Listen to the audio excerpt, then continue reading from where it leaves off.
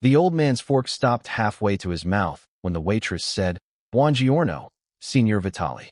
Inside Belladonna Ristorante, the chandeliers spilled warm gold over white linen and polished glass, and for one sharp second the only sound was the soft hiss of the espresso machine near the bar. Elena Marlowe stood at the edge of the dining room with a tray balanced in both hands, her navy apron neatly tied, her palms damp against the smooth wood. She was 26, quiet by habit, the kind of woman customers usually forgot the moment she stepped away from the table. But tonight, every eye in the room moved toward the silver-haired man seated at the center booth like a king who had not needed a crown in 40 years. Salvatore Vitali, the Sicilian father of the city's most feared Mafia boss, lifted his gaze slowly from his wine. His dark suit was tailored with old-world precision, his signet ring catching the light as he set the glass down. He had flown in from Palermo 2 days earlier, and the restaurant had been warned. No mistakes, no delays, no insults. Then Elena spoke again, careful and clear, her accent almost musical as she placed a fresh cloth napkin beside his plate. "I remembered your mother's rule," she said softly. "Never serve the bread before the olive oil, and never let the table feel rushed." Salvatore's eyes narrowed, not with anger, but with a startled recognition that made the air feel thinner. Across the room, the hostess froze with a stack of menus against her chest. 2 businessmen at the corner table lowered their voices. Even the jazz trio in the lounge seemed to fade behind the clink of ice and the faint crackle of candle wicks. Elena did not see any of that. She only saw the older man in front of her, the faint scar along his jaw, the weathered hands resting on the tablecloth, and the way his stare had shifted from polite indifference to something far more precise. He leaned forward a fraction. "Who taught you that?" he asked. His voice was low, accented, and sharp enough to cut through the room without rising. Elena adjusted the tray against her hip. The gold light from the chandelier caught in the loose strands of her dark hair, and for a moment she looked even younger than she was. "My nana," she said. "She cooked for a family in Jersey for 20 years. She said Sicilian tables have a rhythm. If you break it, the meal forgets who it is." A chair scraped somewhere behind her. Salvatore's fingers tightened once around the stem of his glass. That line, that exact phrasing, had belonged to his mother, spoken in her kitchen in Catania, years before exile, before blood feuds, before his son built an empire out of fear. No stranger should have known it. Not here. Not this girl in a waiter's apron with a name tag pinned slightly crooked over her heart. His expression did not change, but the room felt it change anyway. The men at the surrounding tables began to look at Elena differently, as if she had suddenly stepped out of her place and into a circle she was never meant to enter. At the far end of the room, a server nearly dropped a basket of rolls. The manager, already sweating beneath his collar, hurried from the kitchen with a tight smile and a questioning look. "Everything all right here?" he asked, but no one answered him. Salvatore kept his eyes on Elena, studying the calm set of her mouth, the way she held herself straight despite the attention pressing in from every side. Then, with a slow motion that silenced the last murmur in the room, he lifted his hand and turned his palm upward toward her, as if waiting for her to place something there.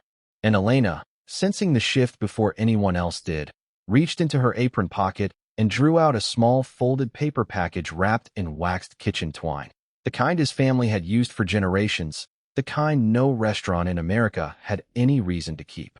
Salvatore did not move his hand until Elena set the folded package into his palm. The room seemed to inhale with him. Under the warm brass lights, the waxed paper gave off a faint scent of anise and toasted flour, and for a second the only sound was the soft crackle of the kitchen twine against his skin.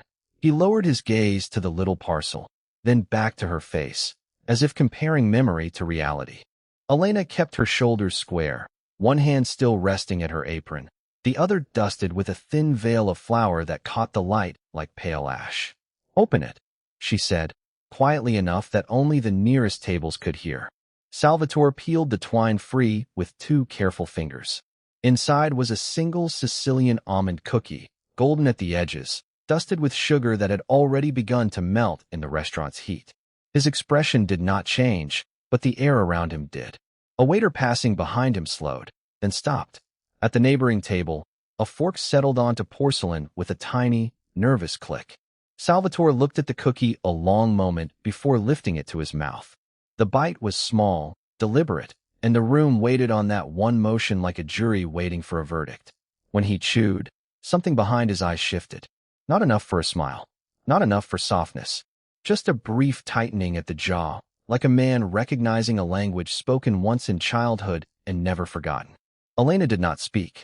She only watched him the way a musician watches a conductor's hand, waiting for the next cue.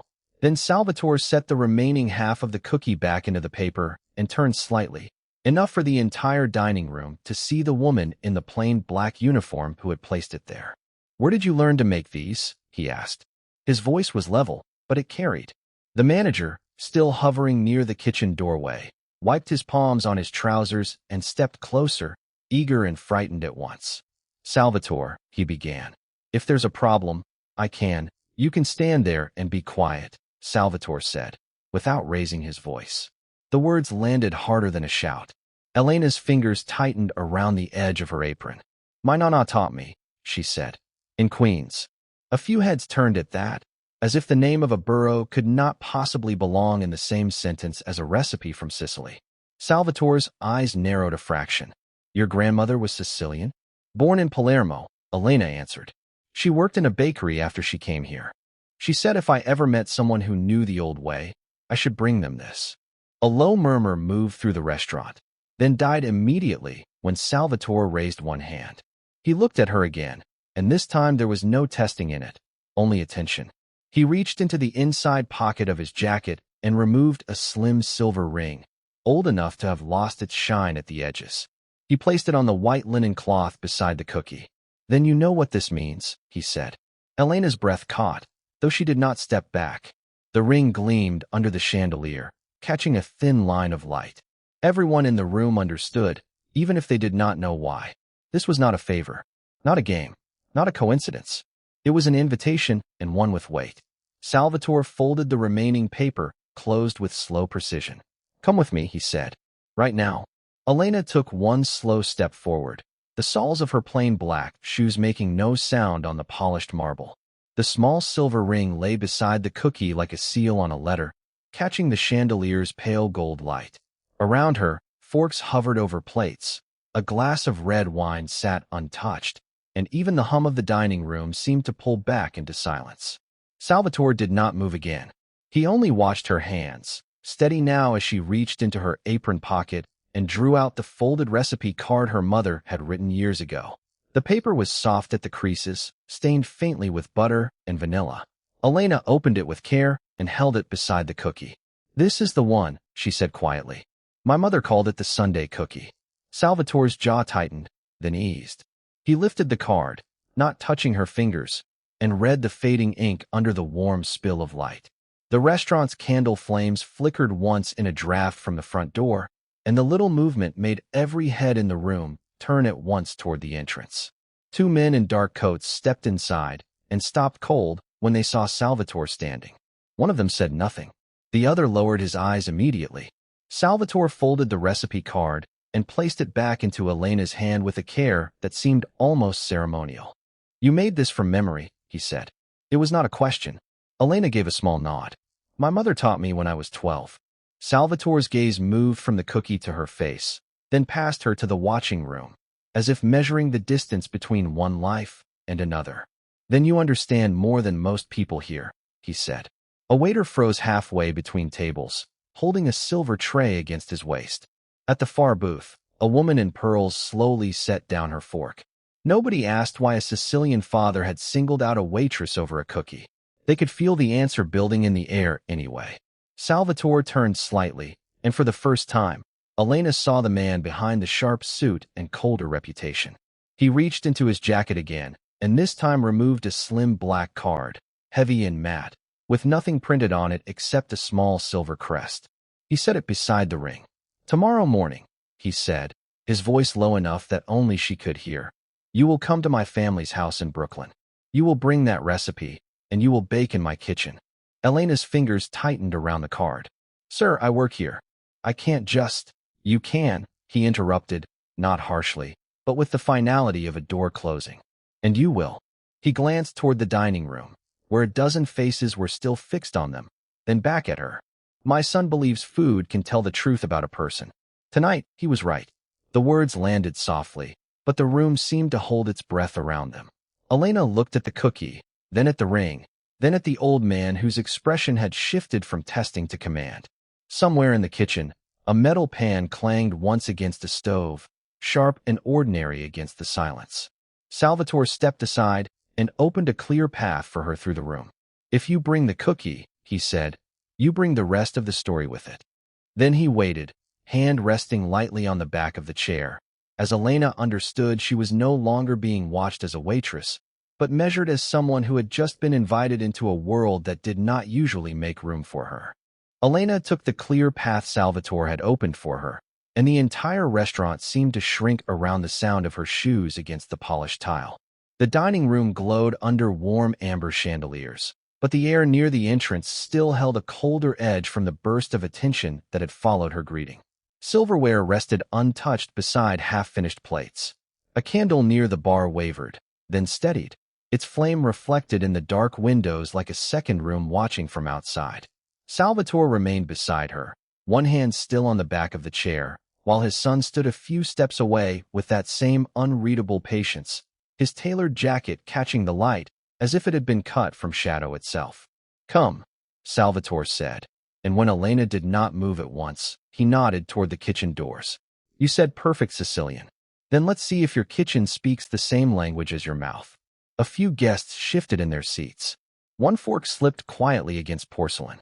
Elena lifted the tray of ingredients she had set aside earlier, the metal cool and steady in her hands, and followed him through the narrow swing door into the heat and noise of the back kitchen. The change was immediate. The smell of garlic, olive oil, and seared rosemary wrapped around her, sharp and comforting at once. Pots hissed on the line. Steam fogged one square of stainless steel. Salvatore's son stayed in the doorway, watching without a word, while Salvatore leaned slightly against the prep table and looked at the dough, the tomatoes, the sea salt, and then at Elena. "You have 10 minutes, he said. "Make something that proves you knew what you were saying." Elena set her tray down and rolled up her sleeves. The flour on the counter left a pale dust on her wrist, and the motion seemed to change the room more than any speech could have. She measured by touch first, then by instinct, pinching salt between her fingers, letting the grains fall like fine sand into the bowl. Her hands moved with a careful speed that was neither hurried nor timid, the kind of speed learned from needing to get things right the first time, because nobody would forgive a second mistake. She crushed basil with the flat of a knife, and the green scent burst into the hot air. One of the cooks glanced up from the stove, then looked away when Salvatore lifted a hand, commanding silence without raising his voice. Elena shaped the dough, folded it, turned it, and spread the sauce thin enough that the red could still breathe through the surface. When she tasted it, she used the back of a spoon, eyes lowered, then reached for a drop of lemon and a pinch more salt. Salvatore watched every movement without blinking. "My wife used to say," he murmured, "that true cooks do not decorate mistakes." Elena did not answer. She slid the pan into the oven, and the kitchen timer clicked forward with a dry mechanical sound that seemed louder than it should have. The minutes passed in heat and steam and the low shuffle of shoes on tile. Then the oven door opened, and a ribbon of fragrant air spilled out, rich with tomato, butter, and toasted crust. Elena transferred the finished dish to a white plate, wiped the rim with one thumb, and handed it over. Salvatore took one bite. His jaw tightened. Then he set the fork down very slowly. He looked past her to his son, then back to her face, and the entire kitchen seemed to stop breathing with him. "Send it out," he said at last, but not to the table. He reached into his jacket, withdrew a folded card, and placed it beside the plate. "Bring this dish to my private room," he said, his voice lowering into something that sounded almost like a challenge. "And bring the waitress who made it." Elena stood in the private room doorway with the plate held level in both hands, the china warm against her fingers and the air inside carrying a sharp blend of espresso, old wood, and baked tomato. The room was quieter than the dining hall below, but not peaceful. The soft hum of the wall sconce and the muted clink of glassware from the corridor only made Salvatore Rossi's presence feel larger. He sat at a round table set for one, his charcoal jacket still immaculate, one hand resting near the folded card he had left beside the dish. Across from him, his father, Vittorio Rossi, watched Elena with the stillness of a man used to being obeyed. His silver hair was brushed back neatly, his dark eyes steady, and the immaculate line of his navy suit looked almost severe beneath the amber light. Elena set the plate down carefully. The ceramic touched the table with a quiet click. "You asked for me," she said, keeping her voice soft. Salvatore lifted 2 fingers, not yet taking his eyes off the food. "I asked for the woman who made it." Vittorio reached for the card, opened it, and looked at the name written inside. Then he looked back at Elena's face, and the room seemed to narrow around that single exchange. "You're Elena Bianchi," he said. "Not a question." "Yes, signore." She folded her hands at her waist, feeling the rough seam of her apron against her knuckles. Salvatore's gaze shifted once to her shoes, then to the flowers still dusted faintly along the cuff of her sleeve, and back up again. Vittorio picked up his fork, but did not eat. "My son says you cook as if you understand timing," he said. Elena glanced at the plate, then at the faint steam curling up from the roasted fish and lemon. "Timing matters in a kitchen," she answered. Vittorio gave the smallest nod, then cut a piece and tasted it. The silence after that was thick enough to hear the ice settle in a nearby glass. He chewed once, slowly, his expression unreadable. Then he set the fork down, reached into the inside pocket of his jacket, and placed a second card on the table beside the first. Elena did not move. Salvatore finally leaned back in his chair, one ankle crossing over the other, as if he had been waiting for this exact moment. "Sit," Vittorio said. It was not loud, but it carried. Elena obeyed with careful movements, lowering herself into the chair across from him. The wooden seat was cool through her skirt. Vittorio folded his hands and studied her the way a jeweler might study a stone under light. "My family came from Sicily," he said, his accent roughening the words just enough to make them sound older, heavier. "My father taught me that a table tells the truth before a person does. Most people try to impress with noise. They drown a dish in salt, in spice, in show. You did not." He tapped the rim of the plate once with a knuckle. "You trusted the ingredients." Elena kept her eyes on the table edge. The linen cloth was white, but not sterile. It carried the faint weave of thread beneath the light, and a single drop of olive oil had soaked into it like a dark coin. "I learned from my nana," she said. "She said if the food is honest, it will speak for itself." For the first time, something like approval moved across Vittorio's face. He leaned forward slightly, and the gold watch at his wrist caught the light. "Then speak to me, Elena Bianchi," he said. "Tell me who taught you to cook like a Sicilian." Outside the room, footsteps passed and faded. Inside, Salvatore's eyes did not leave her. Elena's fingers tightened once against her lap, and then she reached for the second card Vittorio had placed beside the plate. It was thicker than the first, the paper textured like linen. She opened it, and her eyes moved over the printed words as the room held still around her. At the bottom, beneath a line written in careful script, was an invitation to tomorrow night's family dinner, signed by Vittorio Rossi himself. Vittorio's invitation had barely settled in Elena's hands when the dining room changed temperature. The air, warm with roasted garlic and espresso, seemed to tighten as the heavy front doors opened and a gust of November cold slipped across the tiled floor. Conversation thinned to a murmur. Forks hovered above plates. Every head in the private room turned toward the entrance, where a broad-shouldered man in a charcoal overcoat stood framed by the amber light of the foyer. He had Vittorio's sharp cheekbones and the same severe mouth, but his hair was silver at the temples, and his presence carried a different weight. Older, quieter, the kind that made even men in tailored suits straighten their backs without meaning to. "Papa," Vittorio said, rising first. The word landed softly, but it carried through the room like a bell. Elena stood a beat later, smoothing her apron with damp palms.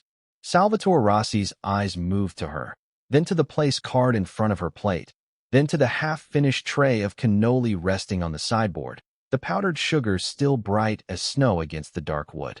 He took off one leather glove and set it on the table with deliberate care. "So this is the cook," he said, his voice low and dry as old parchment. Elena inclined her head, the silver cross at her throat catching the light from the chandelier. "Buonasera, Mr. Rossi," she answered. "Welcome." I hope the kitchen has been treating your family kindly." A few of the men near the wall exchanged glances. One of the older women lifted her glass and pretended not to listen.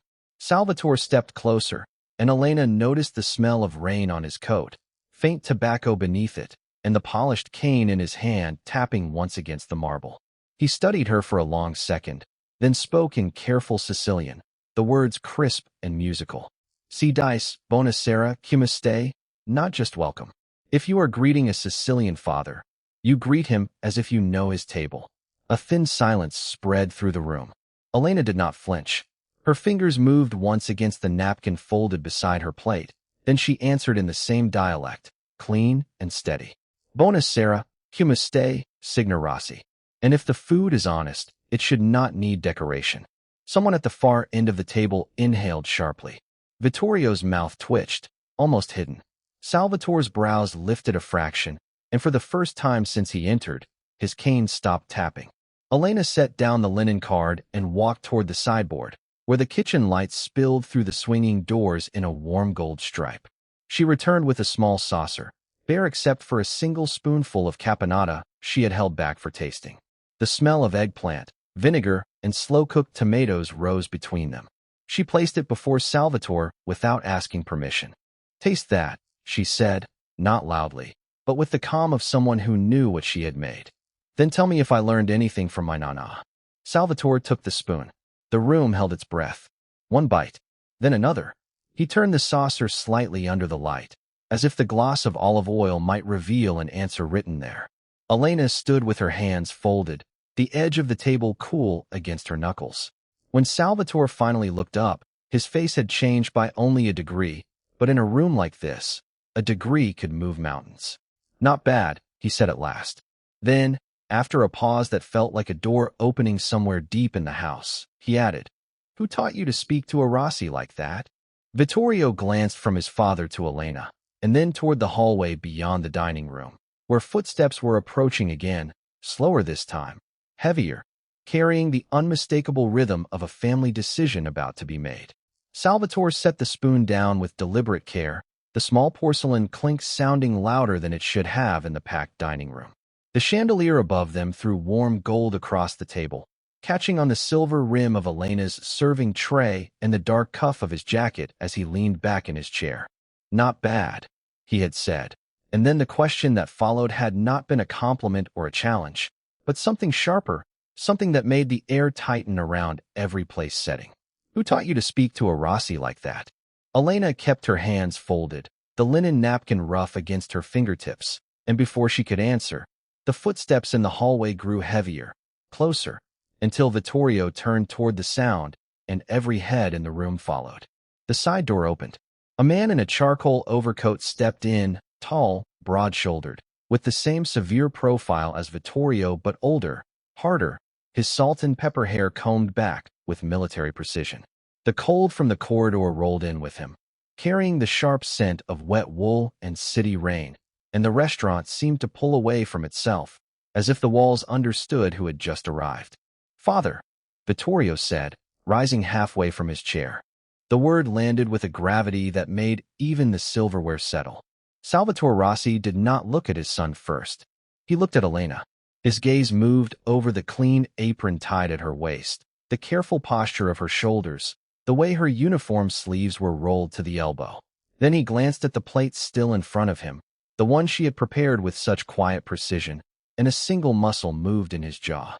"So this is the girl," he said. Elena lowered her eyes just enough to show respect, but not enough to disappear. "Good evening, Mr. Rossi." The older man's eyebrows lifted a fraction. "You know my name? Everyone knows your name, sir." The room gave a faint rustle, a dozen people trying not to breathe too loudly. Salvatore walked to the table and rested one gloved hand on the back of the chair opposite her. The leather creaked softly. "And yet you greeted me in perfect Sicilian." He spoke the words slowly, as if testing the shape of them against the room. "Not butchered, not guessed. Perfect." Elena's throat moved once. "My nana raised me on her kitchen stories," she said. "She said if you speak to an old man in his own language, you should do it properly." A few diners looked down at their plates. Someone near the bar set a glass down too quickly, and the crystal rang like a dropped bell. Vittorio's mouth twitched, but he said nothing. Salvatore studied Elena for a long moment, his face unreadable beneath the soft glow of the lamps. Then he reached into the inside pocket of his coat and drew out a folded handkerchief, placing it beside the plate as though making an offering. "Most people in this city," he said, "learn my language from fear." He nodded toward the sauce, the bread, the empty space on the table where her confidence seemed to have landed. "You learned it from respect." Elena finally met his eyes. "I only wanted to do right by your family." "Then you may have done more than that." Salvatore looked past her to the room, and his voice dropped low enough that everyone leaned in without meaning to. "Because if my son brought me here to be impressed, he failed. But if he brought me here to be reminded what pride looks like when it doesn't need diamonds or noise, then he succeeded." Vittorio straightened at the edge of the table, caught between relief and disbelief.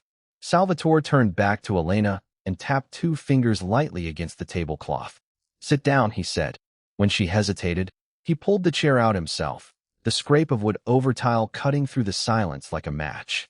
"If you can speak to me like family," he added, "then you'll eat like family too." And as Elena reached for the chair, the entire restaurant watched the daughter of a waitress take her place at a Rossi table, while Salvatore's eyes remained fixed on hers, as if he had just decided that this dinner was no longer an inspection, but a reckoning.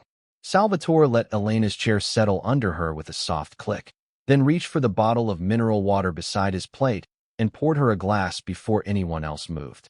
The clear stream struck crystal and flashed under the warm chandelier light, making the table look briefly like a staged photograph, too elegant to be real.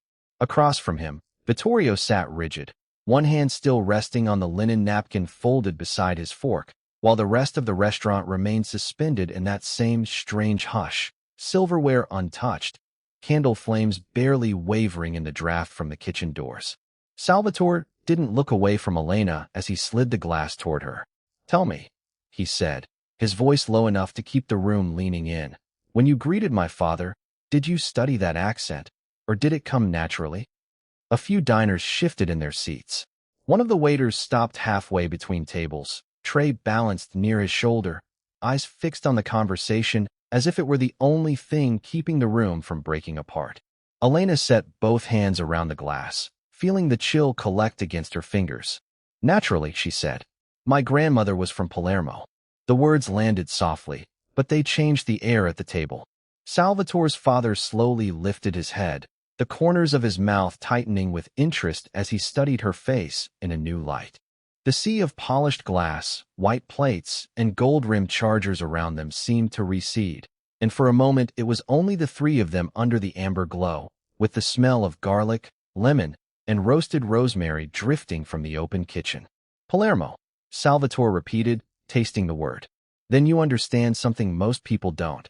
Elena kept her posture straight, her apron still tied at her waist, the cotton slightly damp at the hem from the sink she had been working beside only minutes before. "I understand that names matter," she said. "And so does respect." Vittorio's jaw flexed once. Salvatore's fingers tapped lightly against the stem of his wine glass, a small, measured sound against the thick silence. Then he turned to his father and said, "She didn't flatter you. She didn't guess. She spoke to you like a woman who had every right to stand at this table." A waiter passing behind Elena paused so suddenly that the clink of a spoon against his tray rang out like a bell. Salvatore continued, "That's rare in this city." Salvatore Rossi, Sr. sat back in his chair, the sharp lines of his face softened only by the faintest trace of approval. He reached for his glass, but instead of drinking, he set it down untouched. "It is," he said. Then his eyes moved from Elena to Vittorio and stopped there. "And your son has been keeping the rarest things hidden in plain sight." Vittorio opened his mouth, closed it, then glanced at Elena as if he had just realized the entire room had shifted around her. Salvatore's father folded his hands, slow and deliberate, the sleeves of his dark jacket brushing the edge of the tablecloth. "Bring me the house ledger," he said to no one in particular, though every person nearby heard him. "And bring the employment records for the front staff." The nearest manager jolted into motion at once, shoes hissing across the polished floor as he hurried toward the back office. Elena's fingers tightened around the glass. Salvatore noticed. He leaned just enough for his voice to reach her alone. Whatever they've told you about your place here, he said, forget it. Then, louder, for the table and the room and everyone pretending not to listen, he added, my father likes precision. If you know who you are, he'll respect you for it. The kitchen door swung open, releasing a brief gust of heat, garlic, and frying oil. The manager returned too quickly, clutching a leather binder to his chest, and placed it before Salvatore's father with both hands. For a long moment, no one touched it. Then the older man opened the binder, scanned the first page, and stopped on one line. His expression changed by degrees, as if something had just snapped neatly into place. He lifted his gaze to Elena again, this time with a quiet, unmistakable seriousness. This name, he said, tapping the page once, belongs here. And when Salvatore looked down at the ledger to see exactly what his father had found, the room seemed to tighten around them all. Salvatore's father held Elena's name on the page as if he were testing the weight of it. The restaurant stayed still around them, lit by amber chandeliers and the low pulse of jazz drifting from the corner speakers, while the smell of lemon, espresso, and warm bread hung in the air. He read one line again, then another, and when he looked up, the hardness in his face had changed into something sharper, recognition. You learned this in Palermo, he said quietly. Elena stood beside the host's stand with her hands folded over her apron, her fingers brushing the rough cotton at her waist. My nana taught me, she answered. Her voice came out steady, though the silver tray in her hand gave a small metallic tremble. Salvatore watched her as if he were seeing the room for the first time, then glanced at his father, whose finger tapped the ledger once more. No one here knew that name, he said. No one asked, Elena replied. The words were simple, but they landed cleanly. A waiter passing behind her slowed, then kept moving. Even the clink of glassware from the bar seemed to soften. Salvatore's father closed the binder and set both palms on the table. In my home, he said, his accent deep and exact. A greeting is not decoration. It is a sign that you know the family you are standing before. He looked at Elena's face, then at her hands, then back at the page. And this woman, he said, knows it. The manager swallowed hard beside the host's stand and tried to speak, but Salvatore lifted one hand and cut him off before a single excuse could leave the man's mouth. Then Salvatore stepped toward Elena, the leather of his shoes quiet against the tile, and placed the restaurant's house key in her palm. From tonight forward, he said, you are not the girl they keep at the edge of the room. You are the first face my father sees when he comes here. The key was warm from his hand. Elena looked down at it, then at the older man, who gave one deliberate nod, the kind that did not ask permission from anyone. A few diners shifted in their seats, their silverware suspended above untouched plates. The manager reached for his collar as if the air had grown thinner.